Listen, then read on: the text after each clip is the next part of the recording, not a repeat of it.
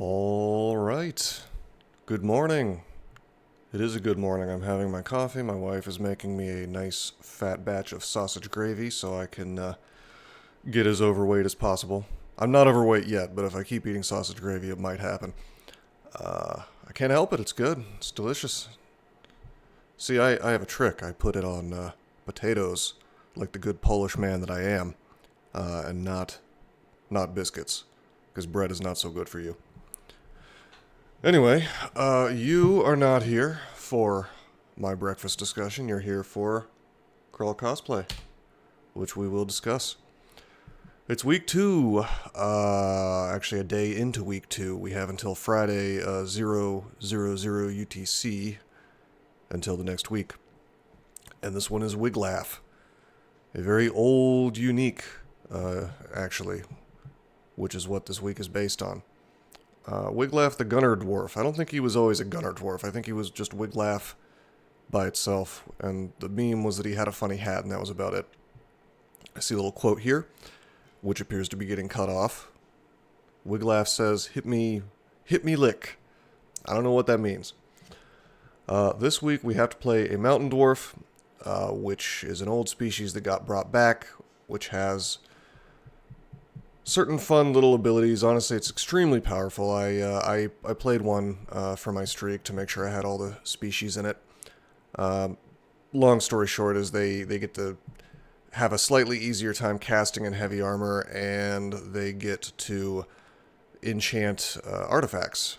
Not unrans, so you can't do it to like the Hat of the Alchemist or something, from what I recall.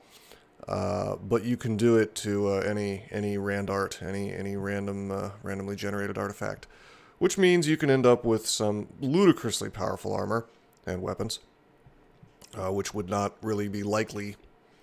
I would say possible, but it would not be likely in a regular game of DCSS.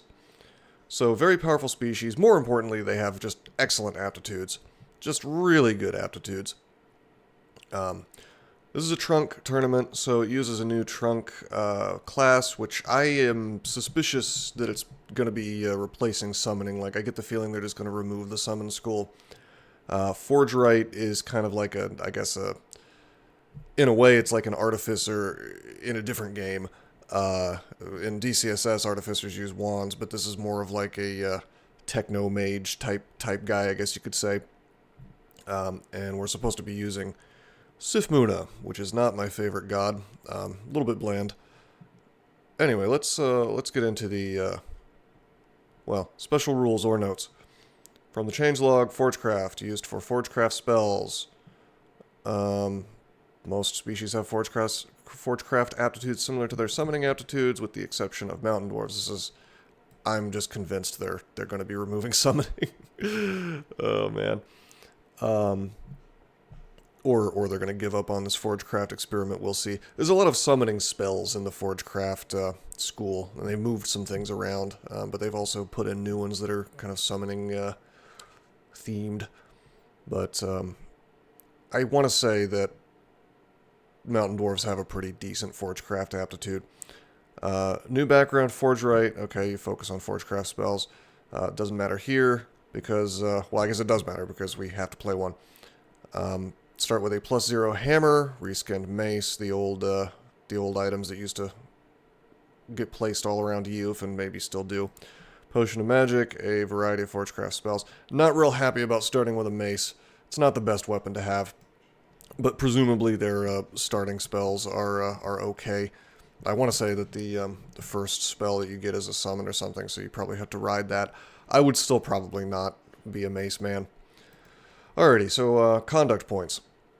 Have in inventory a Randart weapon enchanted to +9, easy enough. You could just use enchant weapon scrolls on your artifact weapons, no big deal. Have in inventory a Randart armor enchanted to at least +6, or a Randart shield to at least +5. So again, pretty easy. You may end up needing to farm ziggurats or pandemonium for enchant armor or enchant weapon scrolls if the game is unkind to you. But the fact is that it's not that big of a deal. Like, I think you'll probably be able to do this, especially if you're willing to enchant something up that kind of sucks that you're not planning on using. Like, you're, you know, if you, there's a lot of items that you'll find throughout the course of a game of DCSS that you're not going to use that actually technically have high numbers. Like you might find a +8 artifact whip. Just whip, not demon whip, just whip. Obviously, you're not going to use that in the end game, but for the purposes of this challenge, you know, just as have an inventory, you don't have to be wearing it. So you could just pop that up to 9 and keep it in there. Or you could farm a bunch and make sure you only enchant up the really good artifacts that you're actually using.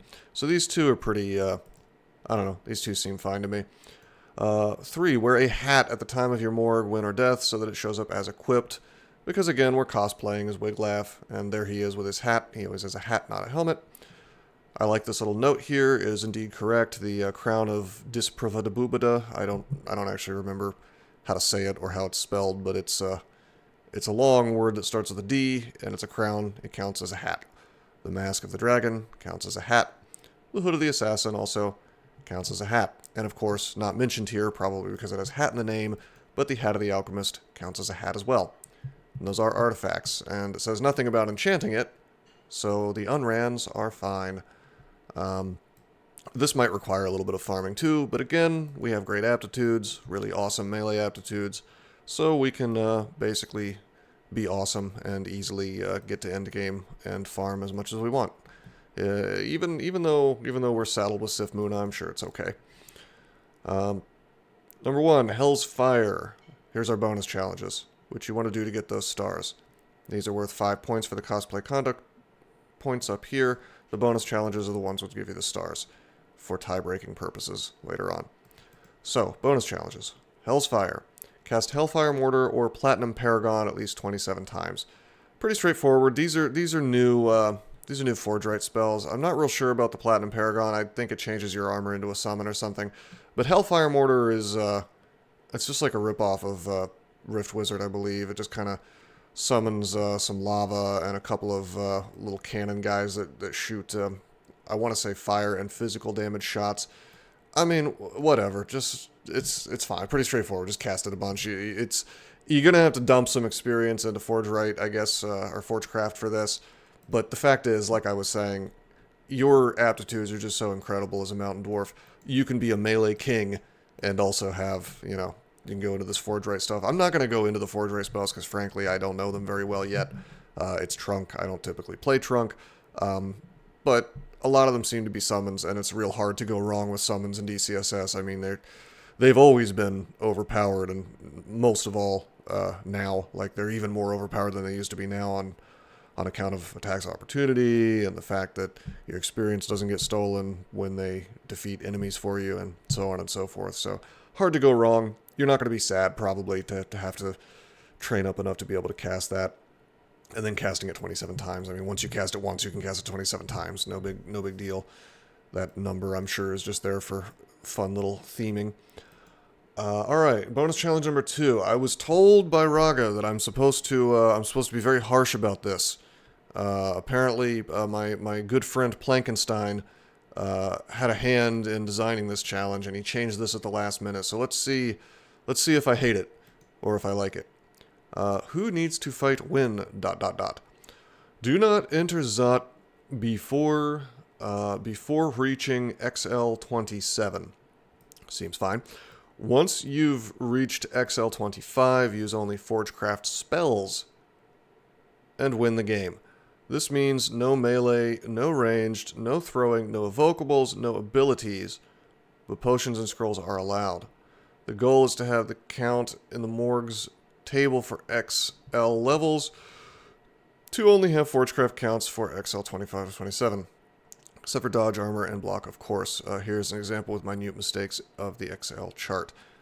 Wow, this is more hardcore than I thought it was. I had skimmed over this. I didn't realize it said no melee, no ranged, no throwing, no vocables, no abilities. I did remember, I do remember just recently in the Discord, in the Crawl Cosplay Discord, they had asked a question as to whether Sif Moona's divine exegesis counted as as an ability, which they were soliciting advice or opinions. I certainly think it does. Just because it casts a spell at the end of the ability doesn't mean it's not a god ability. So I'd say No, sir, you're not allowed to do that. But, god damn, no melee, no ranged. No throwing, no evocables, no ability. Well, that's pretty nutty. I mean, I don't know enough about Forgecraft spells to really give a solid opinion on whether this is doable. I mean, it must be doable because there's fellas making 2 stars here. I mean, I'm sure that it's, you know, it is pretty easy to suss out what you should be doing because how many Forgecraft spells could there really be? If I had to guess, probably you're going to be using a lot of the summons to simply speed through the game. Although I guess you know, well, no, you still have to get 2 more levels after that. So if it was me, I would take a look at what kind of damaging spells and how good my summons are, what's available to me at around XL24. I mean, hell, we've got to use Hellfire Mortar anyway. And from what I understand, like I was saying, Platinum Paragon is a pretty strong summon on par with, like, I want to say it's on par with Dragon Call from what I vaguely remember looking at it a while back. So it's probably fine to just ride that to victory. So if I had to guess, this is probably more tedious than difficult, especially since we don't have to go into extended necessarily. However, I will say this: if we're stuck in farming mode, like if we don't have enough enchant weapon, enchant armor by the time we're in the end game to you know, achieve these 2 conduct points here, these 2 sets of, I guess, five each conduct points, that may be a problem because then we're just stuck casting Forgecraft constantly. The fact that we're not allowed to use abilities, including god abilities, is kind of funny because that's merciless because you can't even use Sif Muna to get your mana back. So if I were to guess, probably the thing you really want to find in this, if you're doing this one, you really are going to want to find a what do you call it, a regen mana amulet would be really helpful to sort of facilitate this. Because if we have to cast, like we got to cast and do nothing else to be able to take out enemies, it's I mean, that's going to be very costly in terms of mana. So probably you want to do get yourself a mana regen amulet. Probably rely more on the summons than the direct damage type blaster caster spells. But I don't even know if there is much blaster casting. The Hellfire Mortar seems like the thing you would probably be riding more than anything. And if you're lucky enough, and by the way, you can restart the run. You can get as many tries as you want within the time limit. So if it's not going well and you don't feel like torturing yourself in the extended game with only Forgecraft spells, you could just restart if you're not getting the enchants that you'd like. But regardless, it occurs to me that I'm thinking probably around XL24 and before that actually, you should be saving areas filled with experience, kind of the late game-ish areas, like maybe even the mid-game areas, like certain S branches and things like that. And so if there's stuff that's, for example, resistant to well, I mean, like, resistance to fire is not super common, right? But if you could save a bunch of experience for the point, you know, things that are areas that, what am I saying? Areas that are a little easier to do but filled with experience, you might want to save them because after a certain point, you're going to be saddled with this rule. And so if you could just, like, be saddled with that rule and then just tear through areas with a bunch of experience, it might be better. Like, if you really want to get the loot piles, for example, in Slime and in Elf, it would probably behoove you to be able to melee things. If you can't bump things, that could be a big problem for some of the bigger challenges of the game. And of course, Zod itself is the real catch here because even if you're able to pretty easily get yourself to 27. And by the way, there's not a whole lot of experience in the game anymore in terms of like just the base game without extended. So I have a sneaking suspicion you might have to jump up into Pan or something and then only be using Forgecraft spells, which then we're getting into some like misery, a little bit of a misery situation. But I don't know, you can probably make it work. But no, not entering Zot until 27 means that we are saddled with doing Zot just with Forgecraft spells, No melee, no throwing, no range, blah, blah, blah, blah, blah, blah, blah, blah, blah. This is a big challenge, actually. Getting down, because I mean, all it would really take is one bad telly into the lungs, and then it's like I hope you got scrolls of blinking, you know, because it's you can't really get out of that without using consumables, since everything is denied to you except for the Forgecraft spells. And from what I read, I don't think, I have to look over it again, I guess, but I don't think there's any Forgecraft spells that give you too much in the way of maneuverability. Like, there's not a Forgecraft spell that makes you blink, as far as I know. But if there is anything like that, obviously, I mean, the list can't be that long, so I know I'll be honest, I probably should have looked over this stuff before I made this video, but the reality is there can't be that many Forgecraft spells, so it will jump out at you if it's useful to you, I assure you. You could probably memorize basically all of them and still have spell levels to spare, so I don't think it's something I need to go over anyway. But yeah, Zot at XL27 with only Forgecraft spells and nothing else, not even melee.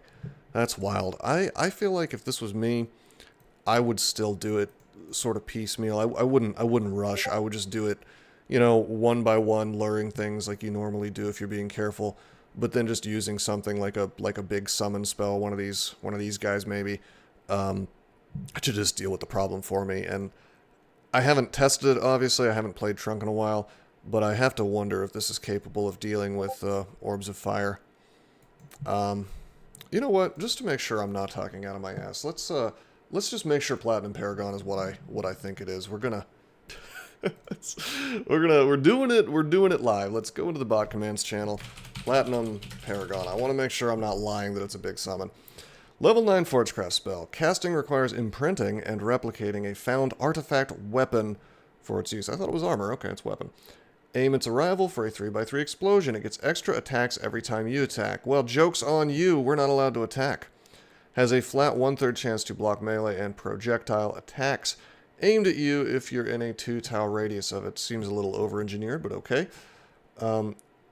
And gets a recast super move. See the second entry, Platinum Paragon 2. So we can just recast it over and over. Level 9, though, that's expensive. You're not going to be spamming that too much. You're going to run out of mana. Alright, second entry. The Paragon charges up in 2 levels whenever... Charges up in 2 levels, that's oddly written. Whenever it attacks enemies. At either level of charge, recasting the spell destroys the Paragon to target an AoE, where it instantly attacks every enemy for extra damage, ignoring EV. 1 charge gets a 5x5 burst of 125% damage. 2 charges gets a 7x7 Tempest of 200% damage. Okay, I mean, I get it. I see what we're doing here. Yeah, I mean, there's our bread and butter, I guess, for any non-trivial encounter. You can just use that, and if you're... Yeah, it's going to be slightly miserable, but you can just cast that and win just about any encounter. The big problem is going to be situations where you just run out of mana, and, you know, you're doomed at that point. Because there's not a lot of... It's kind of hard to escape if you're not allowed to use any spells, any abilities, anything. Not even allowed to regenerate your mana with Sif Muna's stuff. I'm assuming she still has that active ability that regenerates mana. Potions and scrolls, sure, but you know, you only have a certain number of those. So really, this challenge is fine, especially if you have Platinum Paragon, because that'll take out anything in the game. I'm sure you could use that to deal with orbs of fire, probably. But you just got to be careful. You just got to make sure not to bite off more than you can chew, because that's going to be an easy thing to do, considering that you have no, you know, you have no safety net. Like, typically you could sit there and melee something off if you run out of mana, especially in the end game. You're doing, on most characters, you're meleeing most of the time anyway, but it's the exact opposite here, where you start out with the spells, and you have to use the spell. You finish with the spells too, so you just have to only use the spells, and only Forgecraft too. Wow. But it's fine. Again, Platinum Paragon seems strong enough that it's what you're going to end up using, and like I was saying, our aptitude for Forgecraft is good. Our aptitudes for pretty much everything are good. So yeah, it's I think I was supposed to drag Plankenstein for this, but I think it's fine. It's different. I don't think I've ever seen a bonus challenge that actually robbed you of the ability to do melee, which is really interesting. It's an interesting challenge. I think the big thing was it was changed at the last minute to this, so it's slightly complicated, I guess. It's not really complicated. It's just people. I get the feeling people are going to make mistakes a lot while doing this because you just, my God, you just got that muscle memory of O-tabbing. I'm sure that if I tried to do this, I would probably bump into an enemy once or twice, and then the challenge over, no star for you. But no, this is interesting. This is cool, actually. It's not, in essence, it's not really that different than some of the other challenges where you have to, you end up having to cast things to win fights that you otherwise maybe wouldn't be spamming so much. This is just kind of more proscriptive, I guess. It's like, no, you have to, No, I don't hate it, though. It's not bad. It's an interesting challenge. And then for the rest of your points, it's the same as last week, where you just do all this stuff, which you're going to do in the course of a normal game of DCSS anyway, so don't think about it too much. You will get all of these. Just by winning a 3-rune run, you will get all of these. So don't even look at the milestones. You're good there.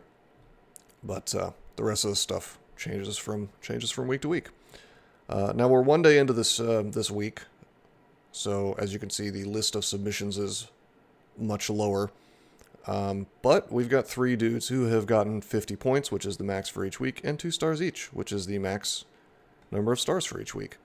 So it's doable. I would actually say this is, even with this kind of complicated puzzle of a challenge on part 2 here, I would say that this one is easier than last week's, just on account of the fact that we're a mountain dwarf. We have great aptitudes, we don't have to do wacky things with our experience, as in like winning before a certain level. To me, this is a lot more palatable. Being able to, whatever, I gotta cast some spells instead of attacking. It's not that big of a deal. I like this type of thing a lot more than having to win before a certain XL, because I feel like I'm living on borrowed time when I try to do those TC style challenges. Although, comment on my previous video, the me and team suggested that I was maybe overblowing that a little bit, that there's less experience perhaps in modern crawl, and it's honestly probably not that hard for last week's challenge, so he's probably right. He's played Trunk more recently than me, so it's possible that I just being a little neurotic, I don't know. I guess I'd have to try it to see, but anyway, yeah, week 2, Wiglaf, not bad. I think this is going to be a fun one, so if you're participating in the tournament, then, I don't know, reply, comment, let me know how your run goes. Could be good, and we could have a little discussion, little talk about this challenge, and maybe about the new Forgewright, Forge crafting school. Alrighty, I think I've covered just about everything. I hope you guys enjoyed, and I will see you next week.